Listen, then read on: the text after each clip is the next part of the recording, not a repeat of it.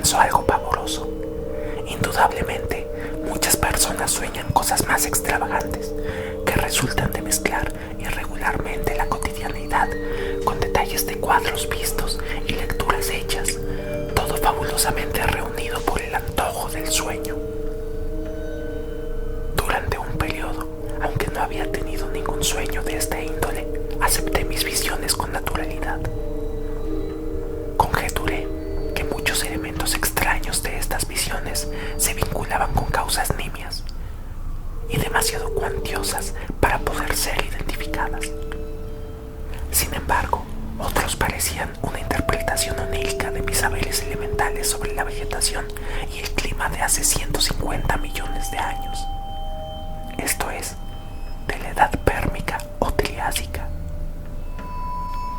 Sin embargo, a medida que fueron transcurriendo los meses, el terror fue rápidamente creciendo, en tanto mis sueños cada vez se asimilaban más a recuerdos y yo los iba vinculando cada vez más con mis preocupaciones abstractas, con la certeza de que en mi memoria algo importante había sido extraído, con mi singular percepción del tiempo, con la sensación de que un intruso había habitado en mí entre 1908 y 1913, y con la rara repulsión que me provocaba más tarde mi propia persona. El terror se multiplicó cuando comenzaron a surgir ciertos detalles en mis sueños. Finalmente, en octubre de 1915, supe que debía hacer algo. En ese momento, comencé la exhaustiva pesquisa sobre los casos de amnesia y visiones. Creí que de ese modo podría objetivar mi caos interior y deshacer la ansiedad que me agobiaba. No obstante, como ya he advertido antes, conseguí precisamente lo contrario de lo que me proponía. Mi ansiedad creció al hallar que otras personas habían tenido sueños idénticos a los míos y que, en ciertos casos, se referían a épocas en las que no era posible admitir ningún tipo de saber geológico y, por ende, ninguna idea sobre la escenografía de las edades prehistóricas. Y más aún, en muchos de estos casos se detallaban ciertos pormenores y explicaciones que se referían a los colosales edificios y los jardines desmesurados. Si mis propias visiones podían considerarse pavorosas de por sí, lo que sugerían otros soñadores era literalmente locura y herejía. Lo más grave fue que leer los relatos de los soñadores ocasionó en mí la emergencia de nuevos sueños más disparatados aún y el augurio de próximas revelaciones. Sin embargo, todos los médicos me aconsejaron seguir la pesquisa. Me dediqué al estudio de la psicología con sistematicidad y mi hijo Wingate lo hizo también, por las mismas causas. Esto lo iniciaría en la carrera que lo llevó a la cátedra que hoy ocupa. Entre 1917 y 1918 me inscribí en varios cursos especiales de la Universidad de Miskatonic. Por otro lado, seguí analizando sin tregua documentos médicos, históricos y antropológicos, lo que me llevaba a realizar viajes a bibliotecas aisladas para leer los libros sobre artes ocultas y proscriptas en las cuales se había interesado tan fervorosamente mi segunda personalidad. Ciertamente, muchos de estos libros eran los mismos que yo había consultado durante mi periodo amnésico. Lo más asombroso de ellos eran las notas marginales y las correcciones en el texto, hechas en una caligrafía y un léxico que sugerían algo absolutamente inhumano. La mayoría de las notas estaban escritas en los idiomas propios de cada uno de los libros, idiomas que el enigmático comentador parecía conocer de sobra, pero de un modo muy académico. No obstante, en el Unsprüchlichen Kulten de Bonjunst había una nota que era perturbadoramente diferente a las anteriores. Se trataba de unos jeroglíficos ondulantes, escritos con la misma tinta que las correcciones en alemán, pero donde no se percibía ningún alfabeto humano. Y dichos jeroglíficos eran singular y categóricamente similares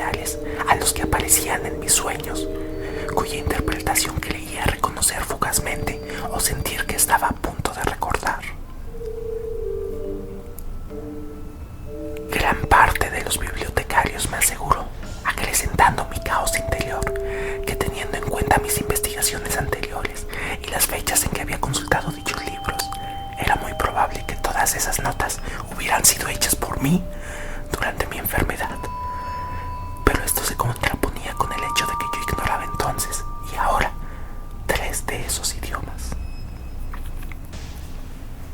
Cuando tuve reunidos los datos dispersos, antiguos y modernos, médicos y antropológicos, me enfrenté con una mixtura relativamente lógica de mitos y alucinaciones, de un cariz tan demencial que me dejaron perplejo.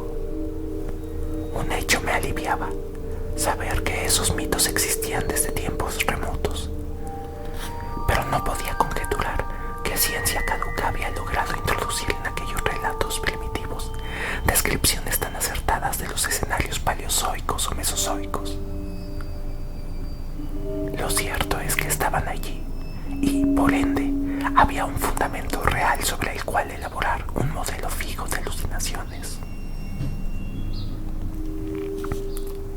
La amnesia propiciaba los rasgos generales de los mitos, pero más tarde los mismos enfermos aportaban pormenores fabulosos que enriquecían sus experiencias patéticas, sugiriéndoles más tarde la sensación de un pseudo recuerdo.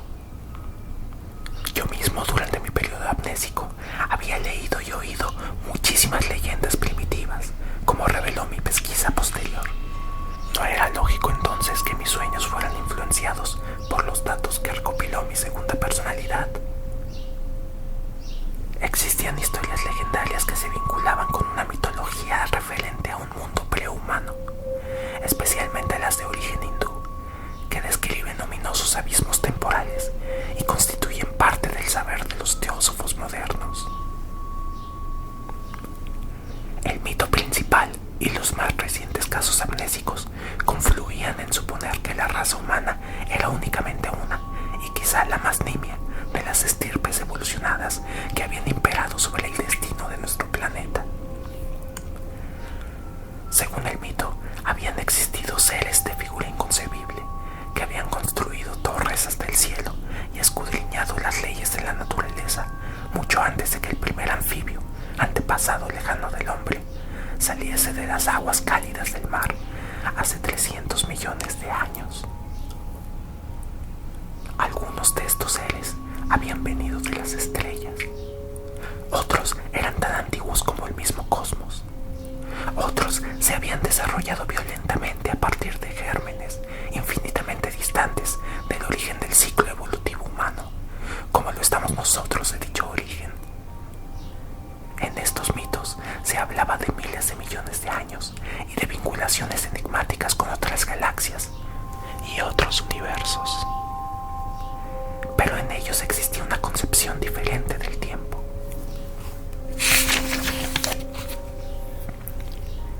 Sin embargo, la mayoría de estas leyendas y visiones se remitían a una raza relativamente próxima, de figura extraña y compleja, diferente de todas las formas vivas conocidas por la ciencia actual, que se había extinguido solamente 50 millones de años antes del surgimiento del hombre.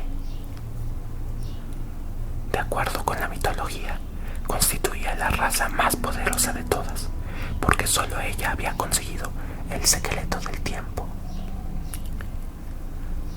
Esta raza conocía todo el saber de las civilizaciones pasadas y futuras de la Tierra, porque sus espíritus más fuertes tenían la facultad de proyectarse hacia el pasado y hacia el futuro, sorteando incluso abismos de millones de años con el fin de estudiar la ciencia de cada periodo.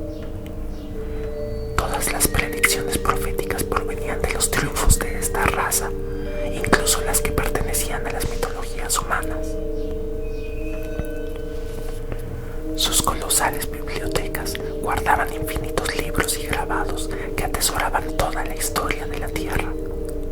En ellos podía encontrarse todo lo referente a las especies que habían existido y que existirán, especialmente su arte, su lengua, su psicología y sus obras.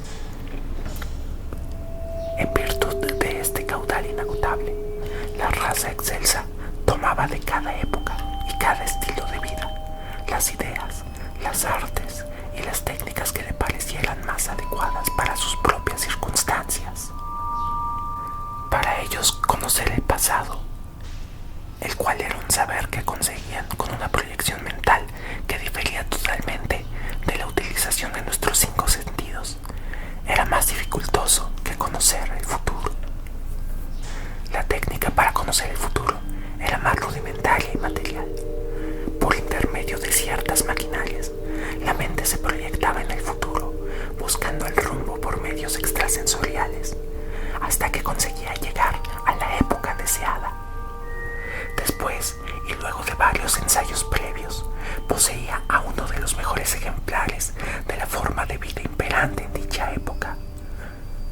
Lo llevaba a cabo introduciéndose en el cerebro de la forma vital escogida y le otorgaba sus propias vibraciones, mientras que la psiquis desplazada se hundía en un abismo de tiempo hasta llegar a la propia época del intruso, y allí permanecía hasta que se producía el mecanismo contrario.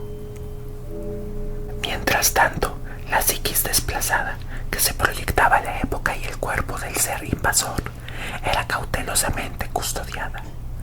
No se le permitía dañar el cuerpo que habitaba, y se le extirpaban todos los saberes útiles que tenía a través de interrogatorios especiales que frecuentemente se realizaban en su propio idioma, si la raza excelsa lo conocía por anteriores proyecciones al futuro.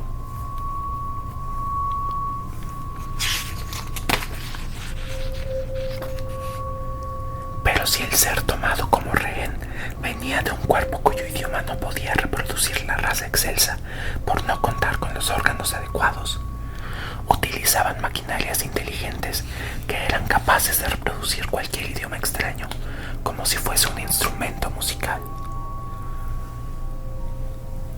Los individuos de la raza excelsa parecían enormes conos arrugados que contaban con 4 metros de altura y tenían la cabeza y los restantes órganos en el extremo de unos tentáculos retráctiles que nacían en el vértice del cono. Se comunicaban a través de castañeos y golpes que se propinaban con las garras en que terminaban 2 de sus 4 miembros tentaculares, y se desplazaban por contracción y dilatación de una musculatura viscosa que tenían en la base del cono y que era de unos 3 metros de diámetro. Cuando el ser apresado podía disipar su estupor y horror por su nueva conformación corpórea, en el caso de que proveniese de un cuerpo totalmente diferente, se le permitía estudiar su estado y acceder a toda la potente sabiduría de la raza. Se le permitía, con las debidas prevenciones y a cambio de ciertos favores, desplazarse por aquel extraño universo en aeronaves colosales o en vehículos gigantescos que atravesaban las grandes rutas, e ingresar en las enormes bibliotecas que guardaban documentación sobre el pasado y el futuro del planeta. Esto reconciliaba a muchos espíritus apresados con su destino, y era lógico, puesto que se trataba solamente de seres muy inteligentes, para quienes el hallazgo de los hondos misterios de la Tierra, que eran etapas cerradas de un pasado intolerablemente distante y sismos violentos del tiempo futuro, constituía siempre la mejor experiencia vital, a despecho de los horrores que pudieran vislumbrarse. A veces, a algunos espíritus apresados se les permitía reunirse con otros de su misma condición, pero provenientes del futuro, de manera tal que podían intercambiar impresiones con diligencias de 100.000 o 1.000.000 de años antes o después de sus propias épocas. A todos se les sugería escribir, cada uno en su idioma, un informe detallado de su época que engrosaría los inmensos archivos centrales. Cabe agregar que ciertos espíritus apresados gozaban de prerrogativas superiores a las de los demás. Se trataba de quienes habían sido apresados para siempre, seres futuros que, habiendo sido arrancados de sus cuerpos por los espíritus superiores de la raza excelsa y que, destinados a la muerte, querían evitar la destrucción de sus inteligencias. Estos apresados nostálgicos eran pocos, a despecho de lo que pudiera creerse, porque la longevidad de la raza excelsa minimizaba la adicción a la vida, especialmente entre los individuos superiores que podían proyectarse infinitamente hacia tiempos distantes.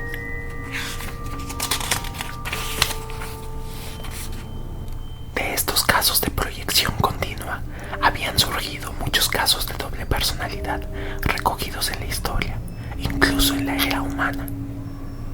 En lo relativo a los casos comunes de proyección, cuando la mente lanzada al futuro conseguía adquirir el conocimiento anhelado, construía una máquina similar a la que le había permitido su viaje por el tiempo e invertía el proceso de proyección. De este modo, volvía a su cuerpo y a su época, mientras que el ser apresado recobraba su organismo corporal del futuro.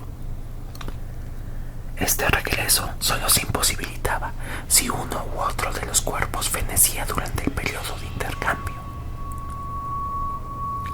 En estos casos, el espíritu proyectado, como el de los que habían huido de la muerte, debía vivir la vida de un cuerpo extraño en el futuro. O el ser apresado, como los que lo eran para siempre, debía terminar su vida en el pasado con la forma de la raza excelsa. Este destino no era tan nefasto cuando el ser apresado pertenecía también a la raza excelsa, pues lógicamente esta raza estaba hondamente interesada en su futuro. La cantidad de apresados para siempre de la raza excelsa era nimio, porque eran terribles los castigos que se les daban a los moribundos cuando querían usurpar un cuerpo futuro de su propia raza. A través del mecanismo de proyección, estas penas se practicaban en los desobedientes en sus propios cuerpos futuros recientemente invadidos. Muchas veces eran obligados a realizar la devolución del cuerpo usurpado. Se habían conocido y sancionado casos muy complejos de desplazamiento de espíritus exploradores o mentes ya apresadas, producidos por otros seres provenientes de épocas pasadas. Desde el inicio de la utilización de la proyección mental, había en todas las épocas una porción pequeña, pero identificable, de individuos de la raza excelsa de edades pasadas que se conservaban en su cuerpo prestado durante un periodo medianamente largo. Si una mente apresada de otro origen era devuelta a su propio cuerpo, previamente era purificada mediante una hipnosis compleja de todo lo que había aprendido acerca de la época de la raza excelsa. Este lavado se realizaba teniendo en cuenta las terribles consecuencias que podía producir el traslado de esas grandes cantidades de saber al mundo futuro. Toda vez que el conocimiento de la raza excelsa se había filtrado en otras épocas futuras, habían ocurrido y seguirían ocurriendo en determinados momentos históricos grandes catástrofes. Según se contaba, eran justamente dos de esas filtraciones las que habían permitido conocer en la raza humana lo poco que se sabía de la raza excelsa.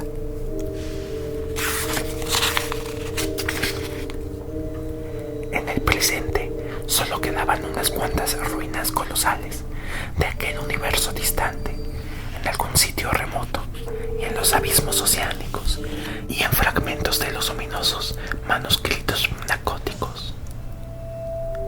De manera tal que la mente liberada volvía a su propia época con una imprecisa visión de su estadía en aquel mundo. Como se le extraían casi todos los recuerdos, únicamente conservaba un vestigio vacuo de sueños confusos sobre ese periodo. Algunas mentes recordaban más que otras, y, por azar, si se reunían los sueños confusos, el futuro había podido vislumbrar fugazmente su propio pasado vedado. Ciertamente, en todas las épocas de la historia de la Tierra ha habido sectas místicas o esotéricas que adoraban secretamente estos atisbos de un mundo primigenio. Al respecto, se cuenta en el Necronomicon que hubo entre los seres humanos un culto de esta índole que pretendía facilitar el regreso de los espíritus de la época de la raza excelsa.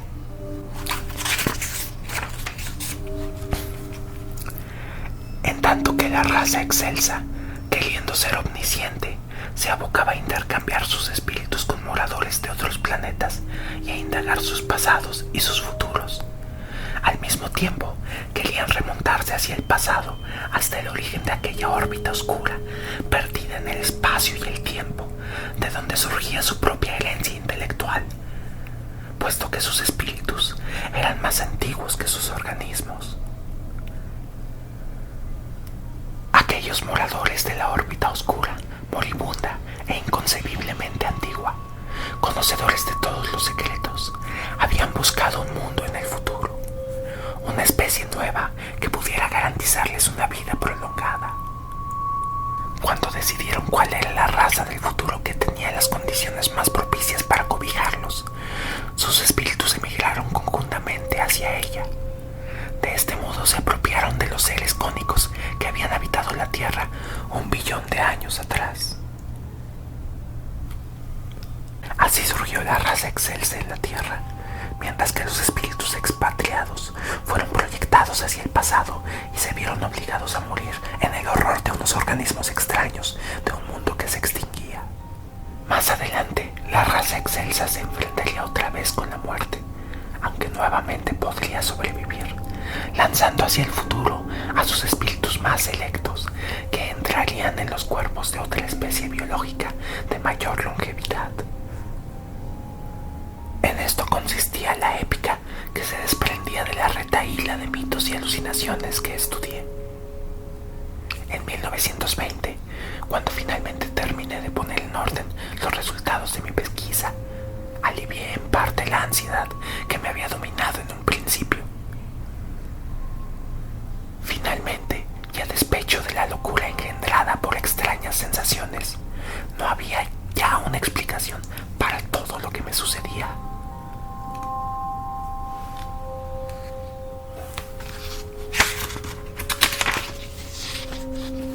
Cualquier contingencia podría haberme inclinado a estudiar ciencias esotéricas durante mi estado amnésico, y por eso habría leído todas esas ominosas historias y me habría vinculado con miembros de cultos antiguos y maléficos, lo que me habría procurado material de sobra para los sueños y perturbaciones emocionales que me aquejaban desde que recuperé la memoria. En lo referente a las notas marginales, escritas en extraños jeroglíficos y lenguas ajenas a mí, que los bibliotecarios decían que eran mías, tampoco había nada contundente. Podría haber aprendido medianamente esos idiomas durante mi periodo amnésico. Indudablemente, los jeroglíficos habían sido tallados por mi mente a partir de las descripciones leídas en aquellas historias legendarias, y luego los había introducido en mis sueños. Quise comprobar algunos detalles entrevistándome con los líderes de ciertos cultos secretos, pero nunca logré tener vinculaciones satisfactorias con ellos. Ciertas veces, la similitud existente entre tantos casos de épocas diversas me devolvía la inquietud inicial, pero me aliviaba pensando que las leyendas de horror estaban más difundidas en el pasado que en el presente. Era probable que todas las restantes víctimas de estos casos similares al mío hubieran conocido a fondo y desde mucho tiempo atrás los relatos que conocí durante mi periodo amnésico. Al perder la memoria, se habrían creído a sí mismos como los héroes de tales historias, los formidables invasores que robaban el espíritu de los hombres y se lanzaban a la búsqueda de un conocimiento que creían poder conseguir en un imaginario pasado prehumano. Luego, cuando recuperaban la memoria, invertían el proceso de asociación y se consideraban los espíritus apresados, ya no los invasores. De este modo, los sueños y pseudo-recuerdos se adaptaban al modelo mitológico aceptado habitualmente. Aunque esta lógica me parecía un poco rebuscada, me pareció la más aceptable y me aferré a ella. Las demás explicaciones eran totalmente descabelladas. Además, había un abultado grupo de psicólogos y antropólogos eruditos que estaban de acuerdo conmigo. Cuanto más meditaba, más apropiado me parecía mi razonamiento. Puede afirmar eficaces contra las visiones y sensaciones ingratas que me seguían acechando.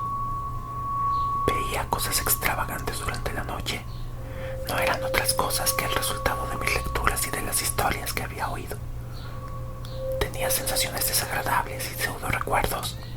Eran solamente una proyección de lo que había aprendido durante mi amnesia. Ninguno de mis sueños ni de mis extrañas sensaciones podía tener un significado auténtico. Fuerte por haber adoptado esta filosofía, mis nervios adquirieron un control considerable, incluso aunque las visiones se multiplicaron. En 1922 creí ser capaz de reanudar mis actividades habituales. Teniendo en cuenta los saberes que había adquirido recientemente, me puse al frente de una cátedra de psicología en la universidad.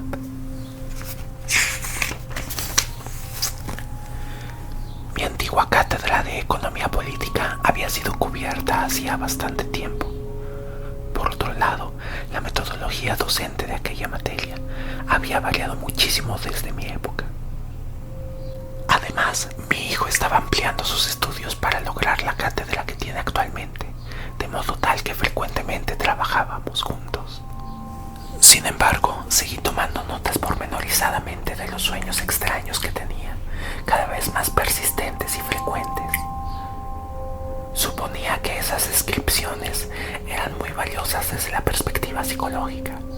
Mis visiones tenían ese indefinible halo de recuerdos dudosos.